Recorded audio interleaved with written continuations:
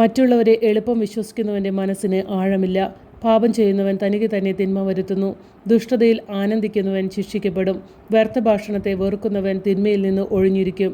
കേൾക്കുന്നതെല്ലാം പറഞ്ഞു നടക്കരുത്. നിനക്കൊന്നും നഷ്ടപ്പെടുകയില്ല. മിത്രത്തോടായാലും ശത്രുവിനോടായാലും കേട്ടത് പറയരുത്.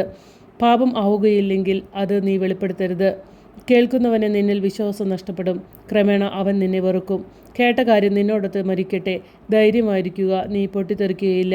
രഹസ്യം കേട്ട വിഡ്ഢി പ്രസവവേദന അനുഭവിക്കുന്ന സ്ത്രീയെപ്പോലെ ക്ലേശിക്കും. തുടയിൽ തുളഞ്ഞു കയറിയ അസ്ത്രം പോലെയാണ് ഭോഷൻ്റെ ഉള്ളിൽ രഹസ്യം. കേട്ട കാര്യം സ്നേഹിതനോട് നേരിട്ട് ചോദിക്കുക. അവൻ അത് ചെയ്തിട്ടില്ലായിരിക്കാം.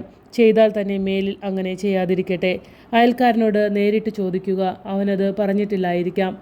പറഞ്ഞാൽ തന്നെ മേലിൽ അങ്ങനെ പറയാതിരിക്കട്ടെ. സ്നേഹിതനോട് ചോദിക്കുക. അത് മിഥ്യാപവാദമായിരിക്കും.